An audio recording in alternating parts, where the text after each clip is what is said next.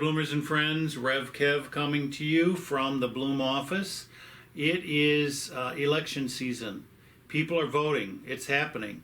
We don't have election day anymore. We have election season.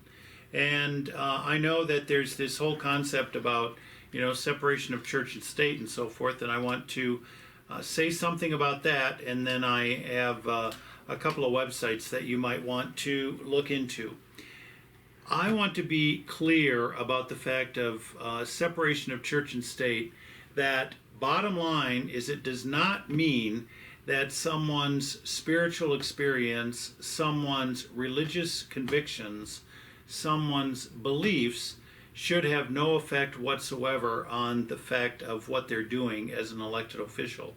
In fact, I do believe that our forebears actually thought that they were being true to their styles of belief, and that their understanding of their own religious background was a source of their moral development, and that their moral development contributed to the kinds of laws and what they wanted to do with the development of the country. Where this all went totally awry is with the moral majority. And, back in those days with Jerry Falwell and then Pat Robertson, and this whole concept of trying to impose upon it became the Republican Party, a particular kind of religious belief into that system, and that people should then, because of those religious beliefs, start legislating religious belief. And that's the problem. Because the thing is, part of the reason that they wanted to, the founders wanted to not have religion. It wasn't that they didn't want religion to influence government, it's that they didn't want government having anything to do with running religion. And part of that was because the state church back in England, the church and state situation, clergy were getting paid without really even doing anything because it was coming out of people's taxes. And so that was not going to be the case, because actually the founders thought it led to lazy clergy and uninterested adherents. We didn't have separation of church and state in our country, or any sort of that sort of thing, until 1797, when the Constitution went into effect. Prior to that, we still had the state church, and that was the Church of England.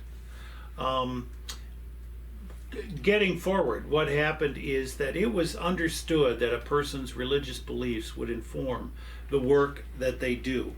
It wasn't thought that religious doctrine or religious prescriptions would be legislated upon people. In fact, that's something that they tried to get away from, because prior to our Constitution going into effect, people were by law required to go to services on a Sunday, and if you didn't show up and so forth, you could be punished publicly. And that's what some of these things that you see in old programs that were involved. We almost got to that point again with the moral majority, and we're at times bordering on that again with the kinds of things that are happening in our election system more recently. So what I want to offer is this.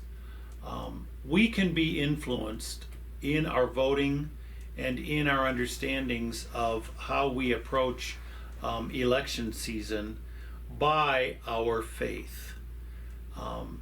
I hope that in the realm of Bloom and in the realm that we're thinking, we do that because we are pursuing truth, we are pursuing justice, we are pursuing compassion, and we are pursuing that we love others as they love us, but that we help the least of these. Because whatsoever you do to the least of these, you do unto me. Then that's an influence, so therefore we will pay taxes to be able to help people, because religious organizations can't do all of the help throughout our whole country. We will keep politicians honest because we have a commitment to truth, and we will have a justice system that treats people fairly because that's what we believe in. For all the talk about America being a Christian nation now, we are not functioning that way. It's just very clear that we're not. The justice system is multi-tiered. Fair play is not even recognized in many situations. It's what you can get away with.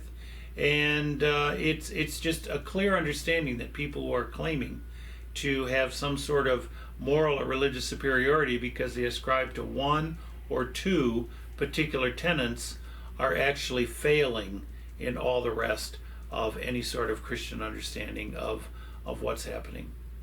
So here's what I want to say about that. It isn't that we have separation of church and state. What we have is separation of state from the church. And the aspect of our religious faith informs us as moral beings when we do our voting, but also as we run our businesses, as we teach in our schools, as we do whatever we do on a daily basis, we are informed by the values of our faith. Now, I've had a couple of people talk about, and this isn't for everybody across the nation because it doesn't really apply, but here in California we have these things called propositions and ballot measures, and that's one of the things that was established in California's way of doing legislation, was that the people could always make something happen. So that's what propositions and ballot measures are about. So there are, several on this particular ballot in addition to the electoral offices. And what I want to offer to you are two resources that if you're deciding what you're trying to do as far as the ballot measures are concerned, that you can consult these sources to find out what they say about them. And these are progressive thinking, faithful organizations that are speaking to these. And quite frankly, they don't always agree. The two don't always agree on a particular proposition. And that's then a time when you would have to make up your, evaluate it and make up your own mind. The first one is called California Impact. California Impact. And if you Google California Impact, IMPACT, California Impact Voter Guide, you will get a list of things. And we actually have included this in Bloom Notes a couple of times. So California Impact Voter Guide is one source. Then there's another, CLUE, C-L-U-E. It stands for Clergy and Laity United for Economic Justice. It's an organization that we've worked with in the past.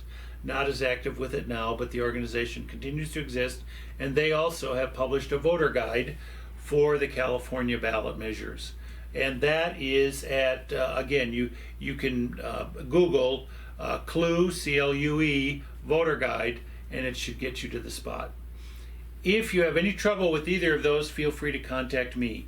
You can do that by emailing me at info@bloominthedesert.org, or, if you're here in town, whatever, call me or email me, which is what I already just said.